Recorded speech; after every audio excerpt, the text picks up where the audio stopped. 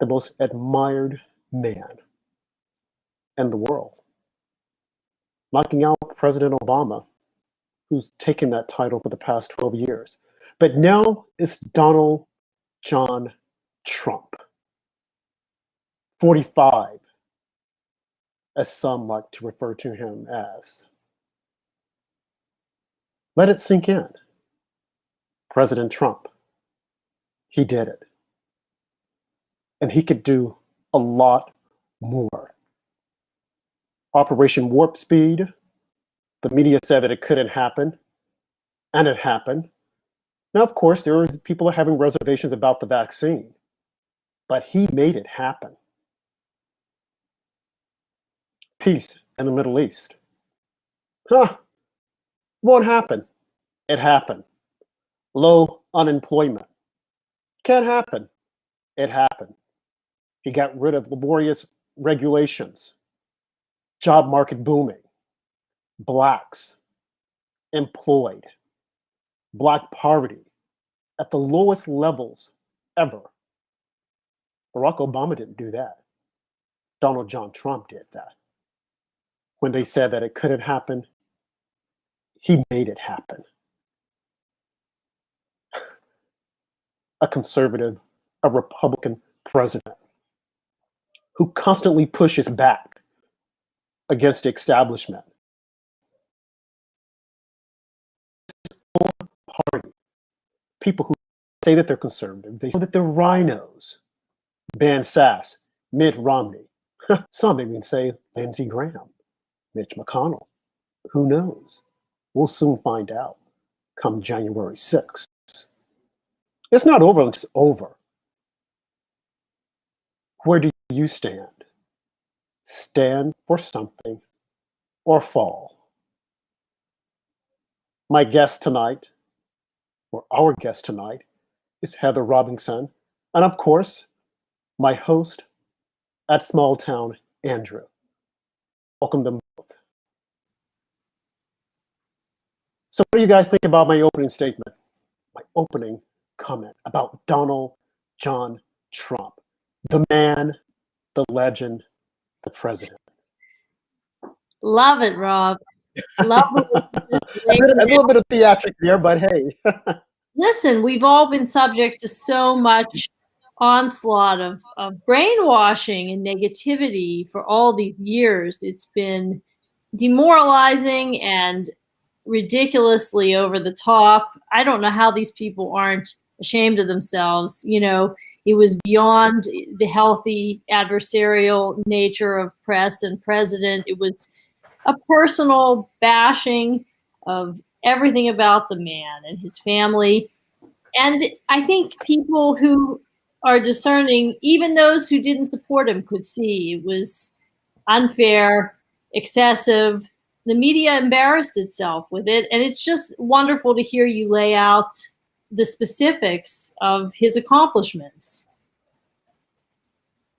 Yeah. Yeah, I could not agree any more than with what both of you said. I was not surprised to see him win that award tonight. We've seen this last election, he got 74 million votes, a record for an incumbent president to receive. So it is clear how popular this president is with the American people. Oh, absolutely. It's very popular. And it's just, like you said, a lot of people don't want to accept it. They don't like it. But he is our president, and he is their president as well. And they might as well get with the program. Well, you know, I think that he was, the analogy that always comes to my mind is, have you ever been in a workplace where people are complacent and a lot of them are lazy and they're in their ways, they do things inefficiently, they have their little petty arguments and squabbles that take priority over work, and then a new person comes in. Let's say this new person has fresh ideas and a work ethic that's stronger and enthusiasm. A lot of those people resent that new person. They undermine her. I'm sure many people can relate to this. And that's the way I saw President Trump and much of the opposition to him. He was a disruptor of their complacency. and they wanted to push him out. He was the new man on the job with new ideas and energy, and he was horribly resented for that. And I think he did a much better job than a lot of people are willing to acknowledge, and history will treat him more fairly than he's been treated by the media. Absolutely. No, I know that we're, I don't mean to cut you off, Heather, we're having problems with our chats. For some reason, people can't come in, and I am trying to do a little troubleshooting to see what the problem is. So if you and Andrew would just keep talking while I try to troubleshoot. Well, one of the things I am gifted in this life to do. Okay. I keep talking. Okay, so I'm gonna go off really quick. Let me see here. It's interesting. It lets me post messages, but I'm just not reading any of them that they're typing back. I don't know if it's like that for other people or not. Okay, let me see here. Okay, but anyways, Heather, we'll talk about the big stimulus check thing we've seen today with Mitch McConnell and Nancy Pelosi kind of at a crossroads on what's actually going to end up passing. The Democrats passed the $2,000 stimulus in the House. Then it came back to the Senate today, and McConnell blocked it. He apparently wants some things changed, like Section 230 and some kind of voter fraud committee. I don't see the Democrats going for that. How about you, Heather? I confess, Andrew, I knew that McConnell had blocked it. That was, I didn't know the specifics as well as you do. I think that overall, I think that most people realize there's a lot of push and pull here, that conservatives have genuine and legitimate concerns, some of them about all the spending. On the other hand, we have this need, a lot of Americans struggling horribly. And I do believe President Trump's heart is with the people. I think he does care. I don't know why else he would hold out like this at the very end of, well, I know we aren't sure exactly what will happen in a few weeks, but I can only think that this is something that matters to him. There's also $8 billion for vaccine distribution in this stimulus, and I think that's very important because the rollout is underway, but not proceeding as quickly as some had hoped. So I hope that that even though I understand the concerns, I mean, I imagine there are validity to conservatives' concerns. I also think it's important, and I hope it works itself out in the next few days, because the delaying, if it's going to happen, I'd like to see it happen sooner than later. Yeah, it kind of looks like it's almost played into Pelosi's hands, because McConnell's getting all the heat right now for not the $2,000 checks. It's a tough position for Perdue and Loeffler to be in. So they've both said that they want the $2,000 in aid. And Georgia's a state where there's a lot of Americans hurting and need the aid. So should be interesting to see how that plays out. So the senators in Georgia, they want the Republicans down there, they want this to go through. Right. Yes, that's what they both released a statement on Twitter today saying that they support the $2,000 for every citizen, and they want it to go through. Well, I mean, along with what Rob pointed out the other night, I guess there's a lot of concern about all the spending and the pork and the overseas stuff. But I think it's pretty hard to argue against that aid to Americans. And as mentioned, I do understand the fiscal conservative concern, though, that we're spending a lot, and that's seems to be the new American way. And I am not, I don't know if you've studied economics. I was a journalism and English major myself. So I'm not an expert in economics, but I do understand that when you spend a whole lot as a government, generally that tends to correlate with devaluation of the dollar and inflation. So I mean, I do imagine that these conservatives have a legitimate set of concerns, but I hope that they work it out so that the people can get the relief in time. Yeah, like you said, the economics of passing out $2,000 to every citizen is massive. I think on paper, everyone is upset with what they see all this other money going to for foreign countries, and then Yes. they say we're in the middle of a pandemic. It just feels like it was the perfect storm to work against Mitch McConnell if he does not want to give out that much in relief. Mm-hmm, mm-hmm, mm-hmm.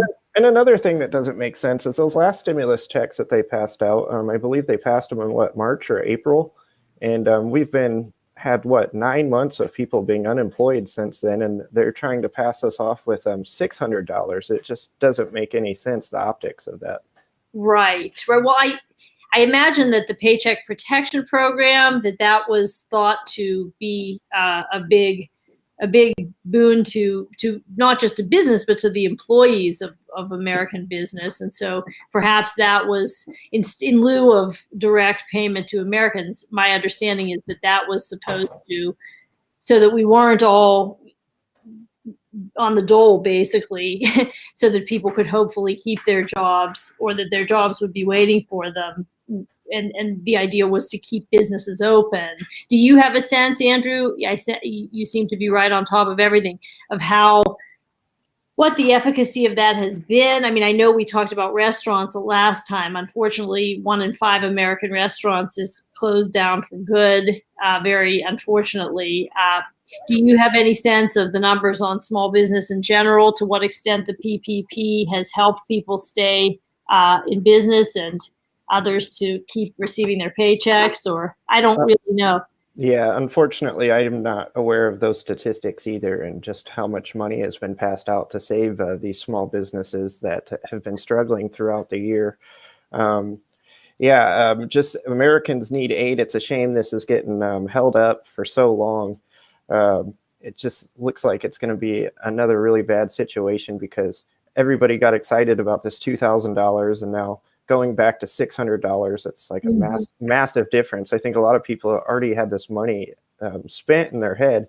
And another thing that's kind of troubling about it is these lockdowns and this coronavirus has almost made a lot of our citizens really dependent on the government. They're basically begging the government for money, and I understand, because they need it. I mean, they've been forced out of work for months. But yeah, it's just really scary. It's almost kind of like a form of socialism, it looks like on paper, because you're only getting what the government decides you deserve. Right. Yeah. Well, yes. And again, my understanding about the Paycheck Protection Program is that I thought, it sounded like a great idea. And I think in some ways, it has been positive, in the sense that it instead of just government checks for everybody to do nothing, the idea was businesses, if you can pay, I think, 60 or 70% of the loan to your employees in paychecks, then you can document that, then the loan will be forgiven by the government once we're through this. So it was really, at least in theory, I think a great idea. And no doubt, I mean, it must have helped somewhat. I think we'd probably be in need of even more relief if that hadn't been affected.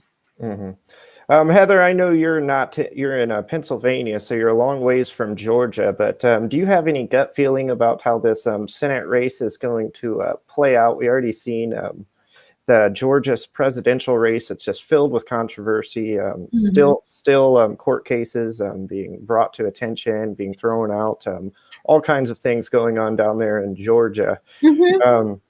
Do you have a good feeling for Perdue or Loeffler to win, to keep the Senate, or do you not like the way things are looking right now? I would say I think they're going to pull it out, Andrew. I think they're going to make it. I hope so. I know a friend of mine had an interesting theory about all this, which I don't agree with. He was saying that he thinks that the president is so fed up with the Republican establishment that he's kind of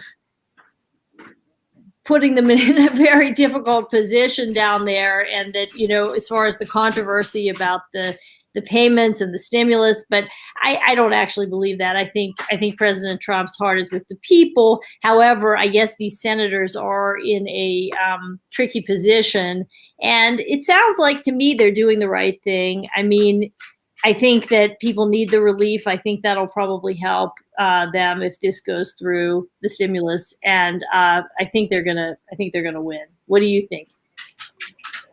I hope so. I'm not real confident because of what we just seen over the past couple of days with this stimulus check. I feel like it's kind of going to backfire. It looks like as of now, unless if McConnell comes up with a way this week to cash in the $2,000 for everybody, because it almost looks like everybody thought that that was already coming. They were feeling good about it. Josh Hawley, who's a Republican senator today, tweeted out that it would be passed, and the bill, they had the votes to pass the $2,000. So it's just like a lot of hope gone down the drain. Well, no one knows the future. You know, we can't predict it. But one thing I can comment on in a little more detail